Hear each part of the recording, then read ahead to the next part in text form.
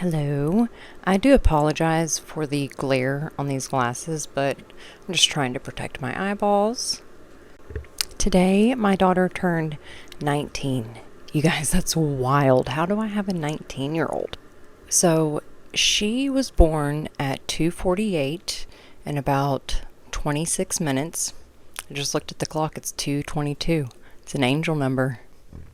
So I went into labor watching Dr. Phil, and it was really bad pain in my back. So I would take a bath thinking that would help, and it never helped. Nothing helped the pain. So I call my mom because my husband at the time was at work. Call my mom, tell her what's going on, and she's like, "You're in labor. We need to go to the hospital."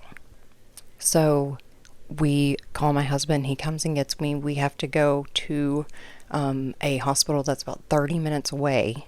We get there and I get all checked in and everything.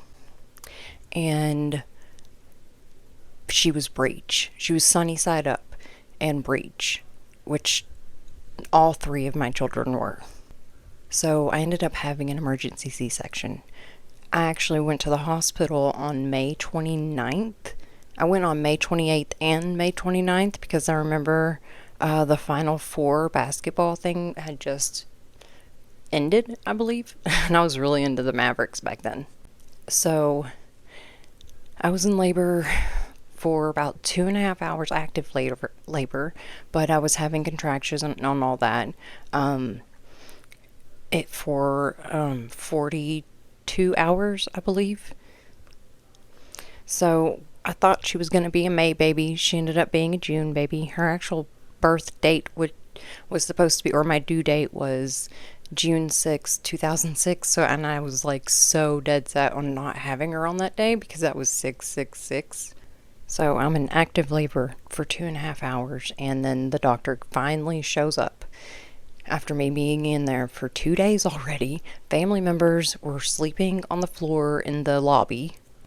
And so the doctor comes in and he's like, first thing I said was, "Cut her out of me." And he was like, "First I have to ask you, do you want a C-section?" I'm like, "Did you not just freaking hear me?" Anyway, so he gets me prepped, everybody's rushing around doing their job, what they got to do to get me ready for a C-section, an emergency C-section. I was scared to death.